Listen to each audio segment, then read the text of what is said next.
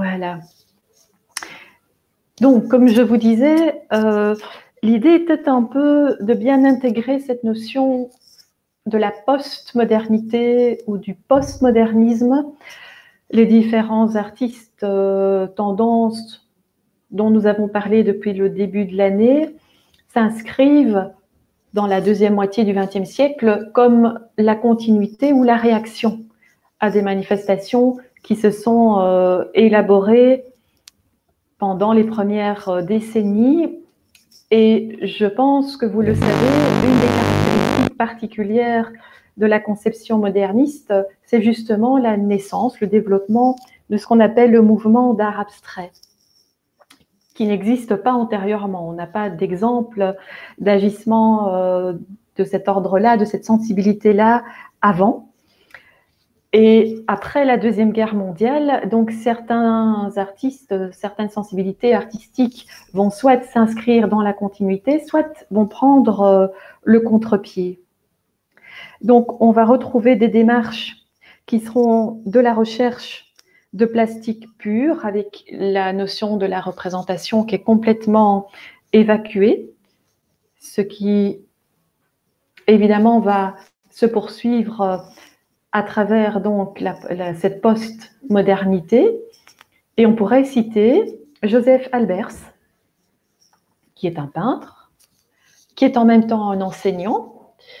Notamment, il a été responsable d'un atelier qui enseignait vraiment les bases fondamentales de l'approche de la couleur à l'école du Bauhaus, donc sur le sol allemand.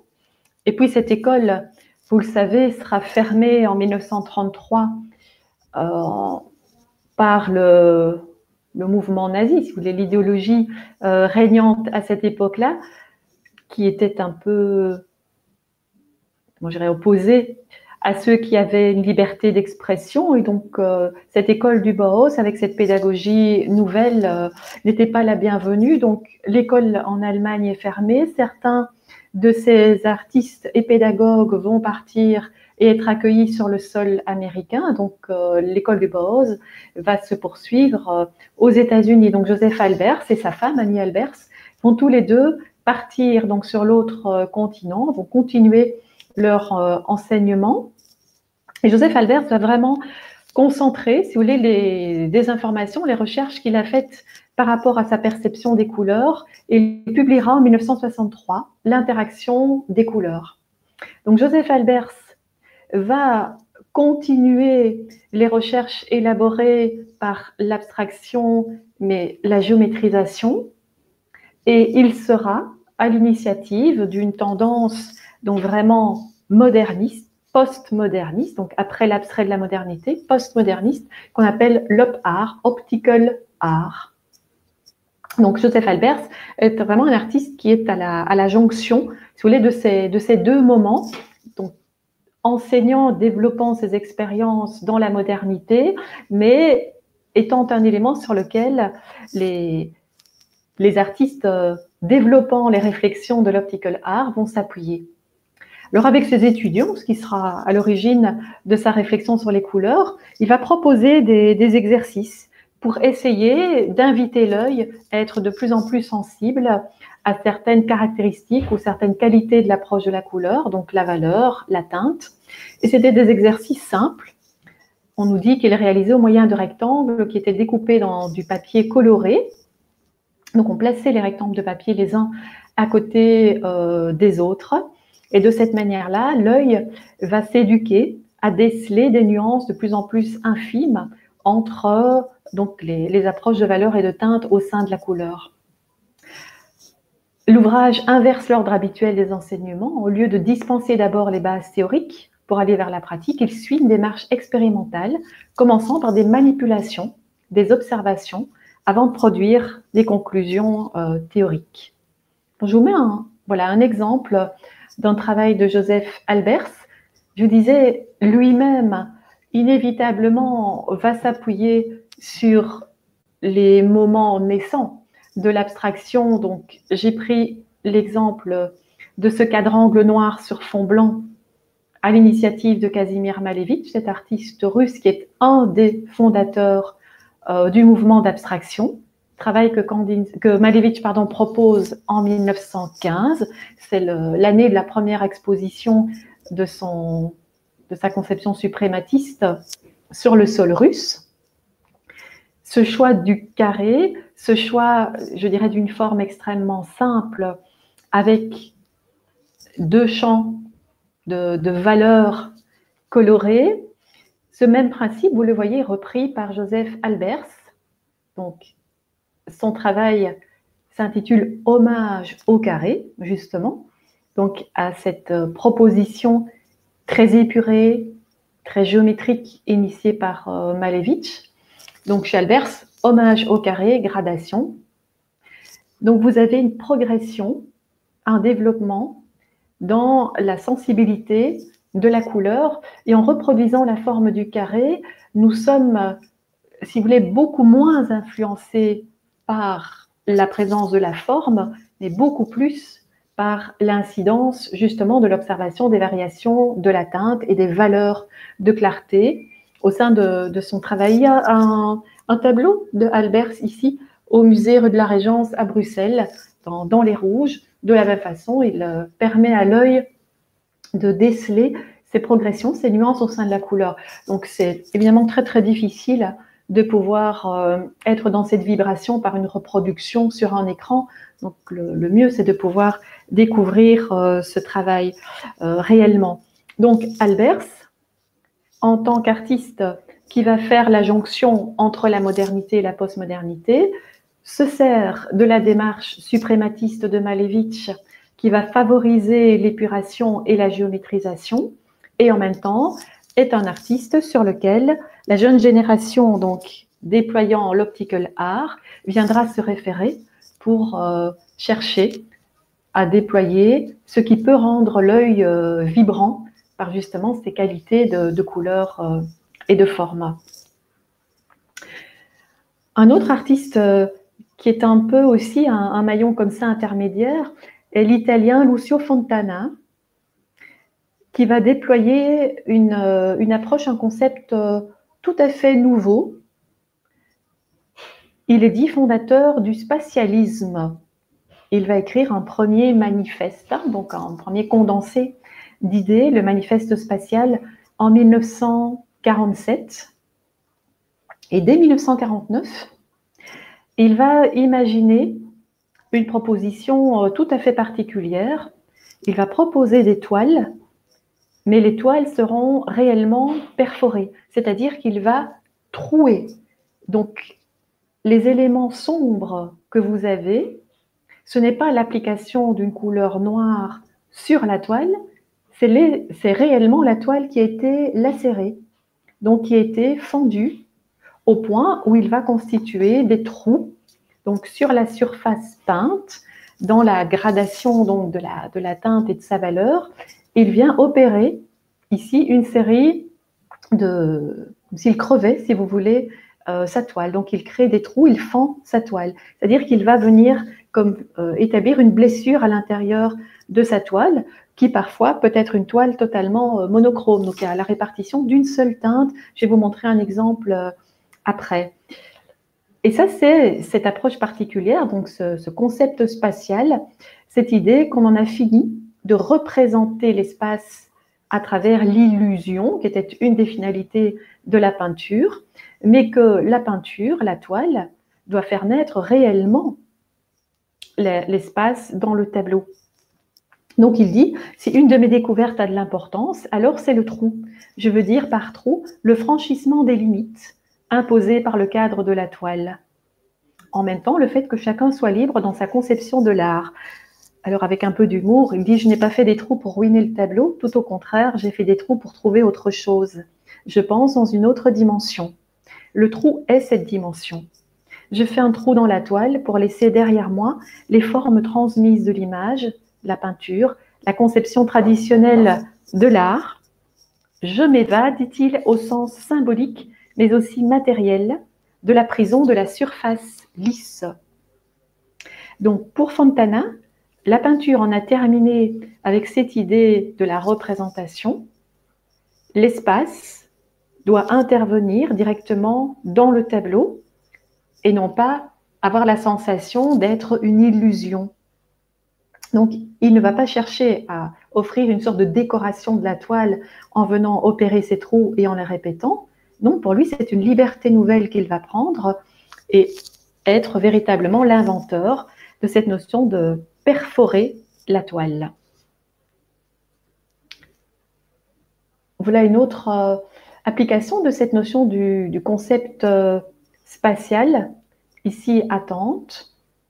Donc là, vous avez plutôt un développement qui va se faire sur un contraste au départ très grand de surface sombre et de surface beaucoup plus lumineuse.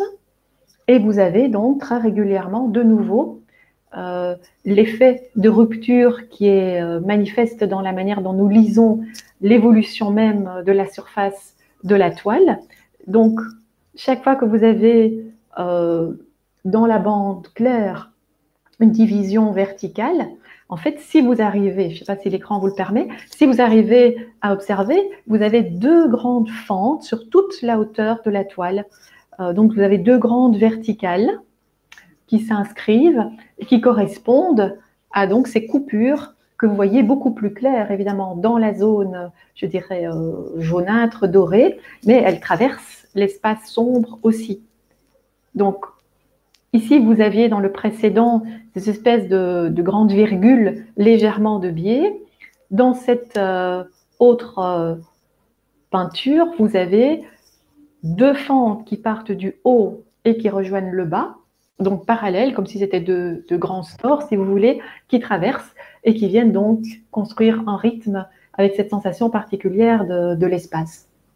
On peut voir aussi qu'il y a ici une importance de la géométrisation, donc quelque part une dimension qui prolonge un géométrique abstrait.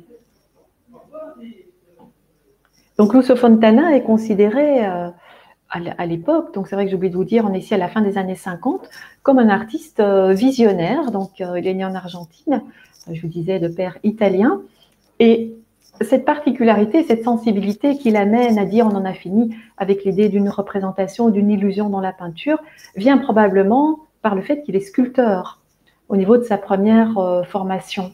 Donc l'exploitation qu'il a déployée dans différentes matières, la terre cuite, la céramique, la mosaïque, le fait qu'il ait collaboré à la perception même de l'espace en architecture, va l'inviter progressivement à déployer dans la peinture cette réelle ouverture.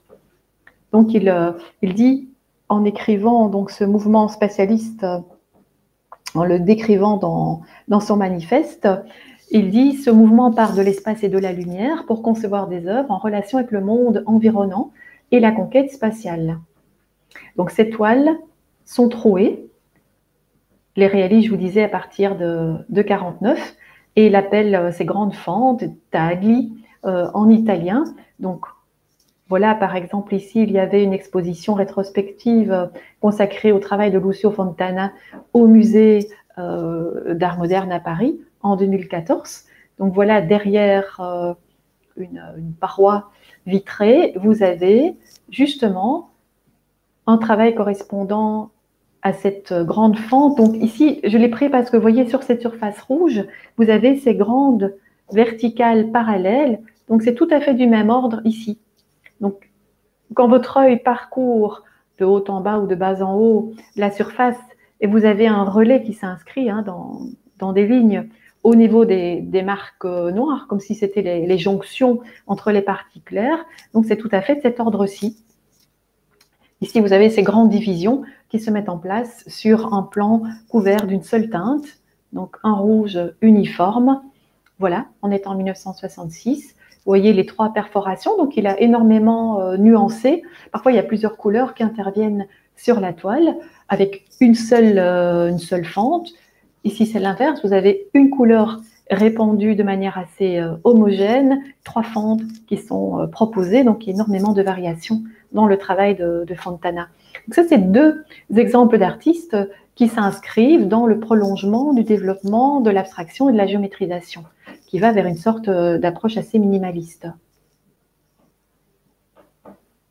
Donc cette notion de concept spatial qu'il a formule comme étant un au-delà de la matière. Donc c'est un terme qu'il utilise et qui qualifie la diversité qu'il va mettre en œuvre dans ses travaux à partir de 48-49. Comme je disais, fasciné par l'exploration de l'espace, il va développer donc sa théorie spatialiste, faite de réflexions autour de l'art, du temps, de l'espace, marquée par le futurisme. Donc ça, le futurisme, qui est de nouveau une autre référence à la modernité, qui est une sensibilité, mouvement qui est créé en Italie et dont le manifeste est édité en 1910 et qui considère que le progrès, l'industrialisation, tout ce qui touche à la mécanique, au développement de la voiture, tout cela ne peut que favoriser l'épanouissement humain. Donc le futurisme est très favorable au développement du progrès et de la technologie.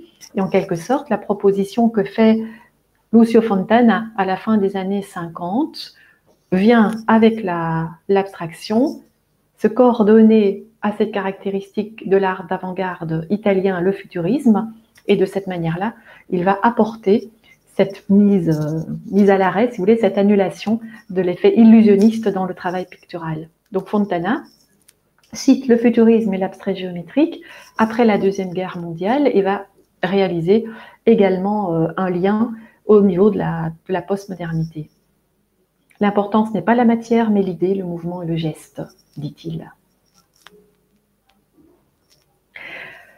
À côté de ce qui serait l'approche géométrique et abstraite, vous avez une autre forme qui avait été initiée par exemple, un artiste comme Wassily Kandinsky, qui est plutôt l'importance du geste, qui donne ce qu'on appelle l'abstrait lyrique. Donc ça s'est déployé à partir de 1909, à partir de 1910.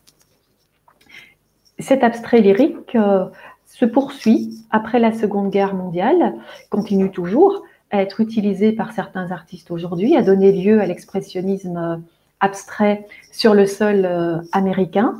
Donc là aussi, cet abstrait lyrique ne s'est pas arrêté avec les années 50, mais au contraire, a proliféré, va se déployer bien au-delà, donc se définit comme étant un élément de la postmodernité. Par exemple, on peut citer l'artiste Pierre Soulages au niveau européen, donc il est français. Je prends un travail qui est contemporain de la recherche de Fontana, donc peinture qui est identifiée par la date de sa conception, puisqu'il n'y a pas d'autres éléments qui viennent la caractériser. Il n'y a pas du tout de volonté d'identification, de reproduction, de représentation dans le travail de Soulages. C'est la matière, c'est le geste, c'est la vibration. Donc ce travail, il le fait le 18 avril 1959. Soulages va déployer des expériences et des observations très très riches quant à la dimension du noir. Il va inventer ses outils. Il va chercher des effets particuliers à travers lesquels la lumière va émerger comme ça de la surface noire. Donc c'est comme si la luminosité naissait de l'opacité. Donc ici on a encore une distinction. Vous avez le blanc du fond sur lequel se déploie une répétition de mouvements, de gestuels avec cette huile sombre. Mais au fur et à mesure des années, les surfaces de Soulages vont complètement se couvrir de noir et vont nous laisser percevoir des effets vibratoires dans des répétitions très, très rigoristes, quelque part, très géométriques aussi, de certains de ces éléments. Donc Soulages est quelqu'un qui est fasciné aussi par des arts non européens, mais sa volonté est vraiment d'explorer la richesse de la matière et de la perception donc de la couleur. Donc, de cette manière-là, on a aussi une forme assez épurée de l'approche de la pratique artistique depuis l'abstraction, mais en laissant paraître l'énergie du geste. Pierre Soulages, vous le savez peut-être aussi, est quelqu'un qui a été amené donc beaucoup plus tard à concevoir des vitraux pour l'abbatiale de Sainte-Foy de Conques, donc étant extrêmement attaché à cette rigueur minimaliste, à cette sensation particulière de la lumière à travers des verres différents. Donc Soulages a imaginé un endroit où on pouvait découvrir son travail, la Fondation Soulage à Rodez, dans le sud de la France. Et voilà, logiquement, à moins que, enfin, j'ai oublié de vérifier, mais je n'ai pas entendu parler, Soulage est toujours bien là, donc il a passé les 100 ans. Sauf s'il est décédé il y a quelques mois et que je reconnais, j'ai omis d'aller voir, mais logiquement, il est toujours avec nous, je crois. Donc c'est quelqu'un qui est extrêmement impressionnant à découvrir, aussi dans ses travaux au grand format, polyptyque.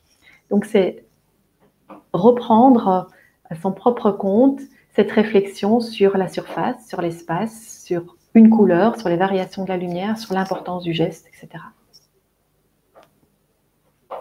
On peut citer également Hans Hartung, qui va, comme Pierre Soulages, ici j'ai fait le choix de vous montrer le tableau qui se trouve ici à Bruxelles, au Musée Royal des Beaux-Arts de Belgique, un peu plus tard, en 63, mais Hartung aussi va progressivement déployer cette fascination pour le geste, pour la sensation de la matière, pour l'inscription, vous voyez, d'approches de lignes différentes qui valorisent le geste. C'est très impressionnant de se trouver devant un travail d'Hartung parce qu'il y a beaucoup de sensations qui s'appréhendent.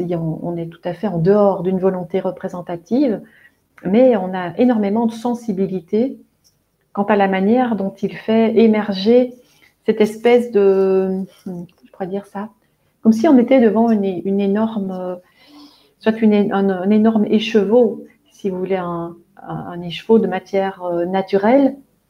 Puis à un moment donné, il y a comme un effet de superposition de gestes, et les parties plus claires que l'on voit, qui sont légèrement bordées d'un trait sombre, c'est comme vraiment la lumière qui vient du fond et qui rejaillit à la surface du tableau. Donc c'est comme s'il avait gommé, si vous voulez, il avait enlevé une partie de l'écheveau pour faire venir ce qui vient vraiment du fond, laisser apparaître ce qui vient du fond. On a chez Hartung donc ce travail par superposition, comme chez Pierre Soulages, et avec une importance comme ça d'une gestuelle qui traduit une énergie et une recherche extrêmement, de nouveau, rigoriste. C'est tout le corps qui va travailler. Voilà, Soulages va produire des œuvres jusqu'au dernier moment de sa vie, et même, je crois, la dernière année de sa vie. C'est pratiquement de l'ordre d'une œuvre par jour. Pardon, Hartung. Hartung a comment je dirais, une approche particulière dans le sens où il s'est engagé dans la Légion étrangère, et il a été victime d'un éclatement de bombe. Il a finalement dû être amputé d'une jambe, et il y a quelque chose qui va se révéler comme donnant le sens principal à sa vie, qui est cette exploration vraiment de l'art et de la peinture. Donc jusqu'au bout, alors qu'il est dans un siège roulant, qu'il est aidé par des assistants, jusqu'au bout, Hartung va expérimenter ce qu'est peindre, ce qu'est le geste. Il va inventer lui aussi, comme Soulages, ses propres outils. Il va utiliser des pulvérisateurs pour mettre en œuvre la matière picturale. Donc c'est énormément d'expériences, de renouvellement des effets de la matière et de cette gestuelle dans son travail. Donc pour Soulages et Hartung, on est plus dans la continuité du développement de l'abstrait lyrique par rapport à Albers, par rapport donc à d'autres comme Fontana qui sont plus dans l'abstrait géométrique. Alors ces deux manifestations se poursuivant donc après la Seconde Guerre mondiale, je souhaitais rester un peu plus longuement et vous parler du travail d'un artiste pour lequel il y a eu une très belle rétrospective en 2016 au Centre Georges Pompidou. C'est le travail de Twombly, de Cy Twombly, qui est un artiste américain, mais qui a fait le choix de venir s'installer en Europe et en Italie, à Rome en particulier. Twombly est quelqu'un qui fait usage justement d'une certaine abstraction, de l'importance de la gestuelle, de l'importance de la matière, de la répétition de certains motifs, Donc là aussi, son travail est le fruit de l'intégration de certaines particularités de l'art moderne. Donc il y a une intégration et puis un dépassement, une évolution qui se fait. Twombly, nous quittant justement en 2011, donc son travail est totalement intégré à la dimension postmoderne. Il dessine, il sculpte, il fait de la photographie, mais c'est principalement le travail pictural dont je vais vous parler. Vous avez deux vues qui sont prises des salles justement du centre Pompidou. Celle de gauche, vous avez une série de sculptures réalisées dans du bois et majoritairement recouvertes de peinture blanche. Et puis l'image en bas à droite, là vous voyez la vue d'une salle à travers laquelle se déploie une série de peintures d'assez grand format. Certaines sont extrêmement colorées, d'autres moins, mais on va progressivement cheminer à travers son univers. Je voulais d'abord vous soumettre une première image qui date de 1957, qui correspond donc à l'année où Twombly va décider de venir s'installer sur le sol italien. Il va décider de vivre dorénavant en Europe. Grottaferrata, qui est mentionné en haut à gauche avec l'écriture, donc le nom de Twombly et la date du travail. Donc Grottaferrata est une ville italienne située dans le Latium. Alors, ce qui peut être parfois un petit peu déroutant, c'est comment aller à la rencontre du travail de Twombly. Qu'est-ce qui est là devant nos yeux? Et peut-être avec quels mots parler de sa démarche. Donc, comment nommer ce développement d'un geste, d'une expression, d'un usage de couleurs. Et donc, je crois, pour avoir posé antérieurement la question à d'autres personnes, qu'il y a peut-être des mots qui surgissent comme ça spontanément en regardant ce travail, qui relève peut-être du graphisme, du dessin, où on serait devant quelque chose d'assez énigmatique, d'assez questionnant. On est entre le geste et l'écriture, mais on aurait peut-être tendance à dire, bien, ça semble enfantin, c'est peut-être comme un griffonnage ou comme un gribouillis, dit-on souvent. Mais ce ne sont pas des termes inadaptés, au contraire. Je pourrais dire la particularité, c'est que si ceci peut faire penser à ce qu'un enfant met en œuvre, dans le développement chez l'enfant, c'est une proposition qui va durer très peu de temps. Alors, ce qui est particulier et extrêmement fascinant dans la démarche de Twombly, c'est que pendant des années et des années, il va élaborer une gestuelle de cet ordre-là. Alors, il peut se satisfaire aussi de matériaux très sobres. Il travaille sur le papier, il travaille sur la toile. Ici, vous avez un simple papier quadrillé sur lequel il est venu disposer différents signes qui sont inclinés, vous voyez, avec une répétition, des matières qui ont des présences différentes, beaucoup plus courantes ou au contraire, plus légères. Enfin, on est dans une approche qui touche à la sensation. Donc, quand on en arrive à identifier exactement les matériaux employés, donc ce travail en soi est dit sans titre avec Grottaferrata numéro 3, donc crayon à la cire, mine de plomb, sur papier quadrillé. Twombly travaille la série, il y a 7 dessins qui correspondent à cette ville. On est dans des petits formats, vous voyez, pratiquement 22 cm sur 30. Travail, je vous disais, de 57, qui appartient à une collection particulière. Voici une autre proposition, tout aussi simple, de 1958, l'année qui suit. Pareillement, vous avez le nom de Twombly qui est inscrit en haut, The Castle, le château qui se trouve aussi transcrit dans un encadrement en haut à gauche. Alors j'espère que vous arrivez à voir ce développement de signes déterminants finalement, des formes qui sont quand même assez arrêtées, apparaît, dynamique, placée sur une surface qui est elle-même jalonnée d'une série de tracés, mais ces tracés tendent pour certains à s'effacer, à disparaître dans la couverture de peinture. Donc si vous voulez, la toile est recouverte de peinture à l'huile avec les nuances que vous pouvez découvrir et le crayon vient dialoguer avec l'huile, s'affirmant à différents endroits ou au contraire, ayant la tentation comme ça d'un peu disparaître, donc de nous amener à une sensation de profondeur et de spatialité.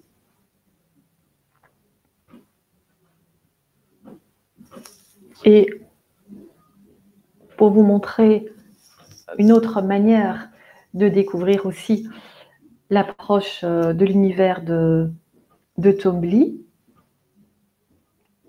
ici de nouveau sur un fond de la toile, un travail qui se fait avec l'huile, avec le crayon. Vous avez un développement comme répétitif de deux grandes, alors est-ce que je dois dire taches, ou un côté un peu comme chez Hartung, comme ça une démultiplication de traits, quelque chose qui est comme un peu ébouriffé, qui se développe, qui semble partir vers la droite, en perdant un peu de sa densité. Il y a une répétition de cette surface colorée rougeâtre, mais qui perd de son intensité. Vous avez une horizontale au crayon, et comme s'il y avait l'ombre projetée de ces deux surfaces colorées, et juste en dessous de ces deux ombres, il y a une transcription. Et cette transcription est comme barrée. Donc Twombly est quelqu'un qui va aussi insérer les mots. On avait évoqué Anselme Kiefer, qui écrivait aussi à l'intérieur de son travail. Et puis parfois le texte peut se lire, parfois il est barré ou il tend à s'effacer. Et ici, ce grand travail, donc de 2,59 m sur 3,2 m de 1962, est directement en relation avec un sujet de l'Antiquité, Achille pleurant la mort de Patrocle. Donc le thème de la mort est ici directement traduit par Twombly à l'intérieur de cette toile, se réfère à une épopée homérique, donc d'Homère. On est au 8e siècle avant l'an 0, et c'est le chant 16 où on nous dit, à la suite d'un désaccord avec le roi Agamemnon, Achille quitte la bataille, se retire dans sa tente, tandis que les Troyens commencent à incendier les bateaux grecs. Patrocle, muni des armes d'Achille, repousse l'ennemi, avance jusqu'au mur de Troie, où il est tué par Hector.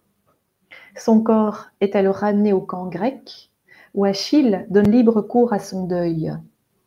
C'est cette scène terrible, témoignage de l'amitié virile, que Twombly traduit dans cette toile. Donc c'est la détresse d'Achille qui est exprimée ici, et il va donc le signifier par la gestuelle, mais va le signifier par la couleur. Donc la couleur rouge est l'expression véritablement du drame, l'expression profonde de la déchirure, de la tristesse qui va affecter Achille. Et cette grande horizontalité, cette grande fouillante au crayon que l'on voit juste en dessous, pourrait justement correspondre à la position horizontale d'un corps mort. Et on nous dit sur le site même du musée qu'on pourrait y voir une référence à cette grande tradition quand le corps du Christ est descendu de la croix et qu'il est positionné dans le tombeau, comme Holbein le Jeune a pu le peindre à travers cette image extrêmement terrifiante où il traite la chair du Christ avec des effets bleutés, donc, et la plaie béante, si vous voulez, sur le côté, avec cette présence du sang comme ça affleurant, qui montre vraiment la composante de cette mort qui vient de se produire, qui est extrêmement intense. Donc, le Centre Pompidou, qui est dépositaire de cette œuvre de Twombly, établit le lien avec l'horizontale au crayon, la phrase qui est barrée, en fait, qui est le titre du tableau, comme les anciens figuraient le corps à l'horizontale du Christ. Et c'était donc cet élément montré à la hauteur du regard des fidèles et qui devait avoir un effet extrêmement fort sur celui qui regardait l'image. Donc, on peut mesurer tout le décalage avec lequel Twombly va transposer, j'allais dire, cette universalité du rapport à la vie et à la mort, mais en n'étant pas du tout dans la traduction ancienne, donc de la représentation. Il y a une intensité chez Twombly, mais qui s'exprime différemment. Alors, pour aller à la rencontre d'autres travaux que je vais encore vous montrer de Twombly, il y a plusieurs livres qui existent, mais à l'époque, j'avais fait le choix, avant de nous rendre à l'exposition, d'utiliser un texte écrit par Roland Barthes. Roland Barthes, donc, qui a une approche en tant que philosophe et en même temps quelqu'un qui est passionné par les mots et qui a été invité à approcher l'œuvre de Twombly et à la rencontre avec les œuvres de Twombly lui ont permis d'écrire ce texte, alors qu'au départ, il n'était pas extrêmement favorable.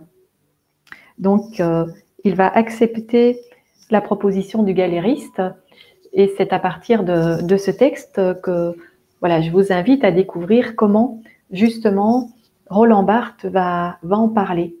Alors, il va rencontrer à 2 reprises Twombly en 75 et en 79, donc il décède en 80. Roland Barthes, c'est surtout évidemment à partir des œuvres qu'il va mettre en œuvre son propre texte. Mais il y a quelque chose qui les relie très fort, c'est que Twombly et Barthes sont fascinés par le monde gréco-romain, la culture gréco-romaine, ils en sont très imprégnés, mais ils aiment aussi tous les deux le mot, la beauté, si vous voulez, du mot. Alors, Twombly a énormément voyagé, donc c'est quelqu'un qui a une très très grande culture et qui va donc opérer un renouveau du langage artistique assez fascinant. Alors, par rapport à l'approche que nous propose Roland Barthes, dans ce texte qui s'intitule « Sagesse de l'art », Roland Barthes va souvent formuler une même question. Il va se demander qu'est-ce qui se passe là. Donc, pour nous qui regardons un travail de Twombly, nous sommes face à quoi? Que se passe-t-il? C'est une espèce de grande scène dans laquelle vous avez différents éléments qui sont articulés d'une façon très particulière, probablement énigmatique dans un premier temps, et cette énigme, ce mystère, Twombly veille à ce qu'il soit préservé. Il y a quelque chose qui demande peut-être une certaine initiation, mais nous dit Roland Barthes, avant toute chose, il se passe. Il se passe du crayon, il se passe de l'huile, il se passe de la toile. C'est un fait, dit-il. Twombly impose le matériau comme étant une matière absolue. Même si le sens peut surgir de la toile, le crayon, la couleur qu'il emploie, ce sont ces choses-là, ces substances-là, qui sont d'abord devant nous. Il nous fait voir les choses qu'il va manipuler, avec lesquelles il va mettre en œuvre ce travail. Il dit que ça, c'est le pouvoir du peintre que de laisser traîner la substance. Et il précise, on pourrait penser que pour dire le crayon, il faut l'appuyer, en renforcer l'apparence, le rendre intense, noir, épais. Mais Twombly pense tout à fait le contraire. C'est en retenant la matière, en retenant la pression de la matière, en la laissant comme si elle se posait de manière nonchalante, que son grain se dispersait en quelque sorte, que la matière va montrer toute son essence. Et va nous dire, ben voilà, c'est juste du crayon, c'est juste de la peinture à l'huile. Donc le propos de Twombly, nous dit Barthes, c'est de laisser apparaître la matière comme étant simplement un fait. Donc il y a un certain choix, si vous voulez, de disposition des éléments qui se répètent. Ici, probablement, sentez-vous, il y a une espèce de superposition qui forme une grande verticale pratiquement au centre de la toile. De nouveau, comme dans Achille pleurant, vous avez une transcription horizontale. Il y a un texte qui est transcrit, qui est partiellement effacé, qui est recouvert. Donc, il y a cette idée d'être devant des couches, devant des dépôts, devant des strates, des éléments qui tantôt sont de l'ordre évident, donc une visibilité immédiate, tantôt au contraire. S'estompent, s'effacent, sont partiellement recouverts, ce qui correspond évidemment au processus créatif également. Alors, le travail qu'élabore, si vous voulez, Twombly, Barthes évoque trois procédés trois procédés techniques utilisés par Twombly. Il cite d'abord la notion de la griffure, c'est-à-dire que par endroits, vous voyez peut-être apparaître uniquement le trait de crayon. Donc, il dit que Twombly vient griffer la toile d'un gribouillis de lignes. Donc, c'est un geste de va-et-vient de la main qui va laisser une trace. Donc ça, vous l'aviez vu voilà, ici aussi. Là, du côté d'Achille pleurant la mort de Patrocle, vous avez ce tracé crayonné, léger, donc une griffure, vous voyez peut-être mieux ici, ou dans ce travail de l'école d'Athènes, par exemple, dans la partie, le tiers inférieur, vous le distinguez très clairement. Mais cette griffure n'est pas seule. Il dit aussi l'usage de l'attache. L'attache qui serait donc un autre procédé utilisé par Twombly. Il dit l'attache, il la dirige, il la traîne. Parfois, elle est déposée avec beaucoup de légèreté, presque de translucidité. À d'autres endroits, elle se fait au contraire très opacifiante. Et elle est un peu de l'ordre d'un réseau. C'est-à-dire que cette tâche, vous la retrouvez, elle se répète soit dans la forme, soit par rapport au choix de la couleur qui est utilisée, ce qui devient un principe qui guide évidemment notre œil qui se déplace sur la surface. Et il dit encore, Twombly utilise la salissure comme autre procédé. Donc ça, c'est un terme utilisé par Roland Barthes. Il dit la salissure, c'est le nom qu'il va donner à des traînées de couleurs ou de crayons dont il semble couvrir d'autres traits comme s'il voulait les effacer, en même temps sans le vouloir vraiment, puisque ces traits restent un peu visibles sous la couche qui les enveloppe. Ce qui donne la sensation que l'artiste feint d'avoir raté, entre guillemets, quelques morceaux de sa toile, de vouloir les effacer, mais en même temps, ce gommage, il le rate à son tour. Et c'est ce qui va donner une profondeur assez particulière à son travail. De cette manière-là, dit Roland Barthes, Twombly installe la matière comme étant un fait. C'est la vérité d'un rouge, c'est la vérité d'un trait de crayon, c'est le fait pictural qui est à découvrir. Alors, c'est vrai qu'on pourrait se dire le hasard, l'aléatoire, peut aussi s'ajouter dans la conception du travail de Twombly, c'est-à-dire comme si ce geste jetait, permettait la dispersion des éléments, comme si on avait une sorte de chaos, comme ça, qui s'organise avec une apparence d'éléments qui éclatent, ce qui crée une circulation, ce qui crée un principe d'aération de la toile. Donc les toiles, elles respirent, ce qui va intensifier évidemment les effets, donc la circulation entre les éléments. Et en même temps, vous pouvez observer ici la surface de la toile, donc qui est couverte par une matière très claire, interagit, dialogue avec les parties de blanc, de rouge, de jaune, de bleu qui viennent se placer au-dessus. Il y a une circulation, il y a un rapport avec des intervalles, avec des espaces, des parties qui sont placées à des niveaux différents. Donc, ça donne aussi une approche d'une spatialité tout à fait particulière. Et Roland Barthes dit, à ces moyens utilisés par Twombly, il faut y associer la question du sens, parce que le travail contient du sens. Et je cite une phrase de son livre, « Si tant d'hommes, à cause des différences de culture, ont l'impression, entre guillemets, de ne rien comprendre devant une toile, c'est qu'ils veulent du sens. Et que la toile, pense-t-il, ne leur en donne pas. » Alors cette question du sens est abordée. La plupart des toiles de Twombly, soit elles sont sans titre, mais il y a une précision entre parenthèses, ou elles ont un titre, ce qui peut être trompeur. Ici, c'est l'école d'Athènes. Ça voudrait dire qu'on cherche à y reconnaître une traduction de ce titre à travers souvent une représentation. Or, Roland Barthes laisse de côté cette notion de la représentation. Le fait que la peinture doive traduire de manière analogique, de manière semblable, ce qui correspondrait au titre, n'est plus une manière de fonctionner que Barthes utilise. Donc la figuration, en quelque sorte, est épuisée.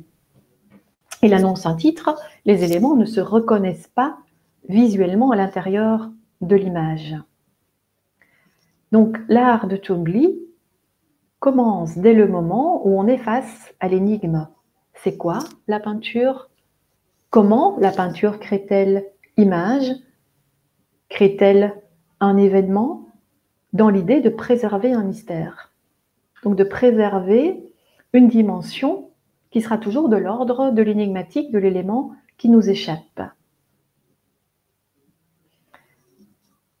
Et Roland Barthes de dire encore, comme Twombly va procéder à cet écart avec le fonctionnement plus classique, il n'y a plus de représentation, il n'y a pas nécessairement une figuration comme telle, le sujet que nous sommes en tant que spectateur va être parfois extrêmement interpellé, mais va être aussi interpellé devant ce qui peut paraître comme un dépôt gauche ou enfantin, là où en plus le sens semble lui échapper ou rester énigmatique. Et ce que nous dit Roland Barthes, c'est que face à la toile de Twombly, face à cette simplicité, entre guillemets, qui attire vraiment le spectateur, mais en même temps, qui veut nous dire peut-être, essayons de produire ou de reproduire du Twombly et d'être devant l'évidence qu'il est impossible de travailler comme lui. Donc en fait, on va se retrouver face à notre impuissance et en même temps ne pouvant que reconnaître la qualité, la dimension artistique de Twombly. Donc voilà une série de questionnements concernant le processus même du travail artistique que Roland Barthes a déployé dans les premières pages de son texte. Donc je vais arrêter l'enregistrement. S'il y a beaucoup de bruit d'ailleurs, il est peut-être temps, en même temps. Donc voilà, je coupe.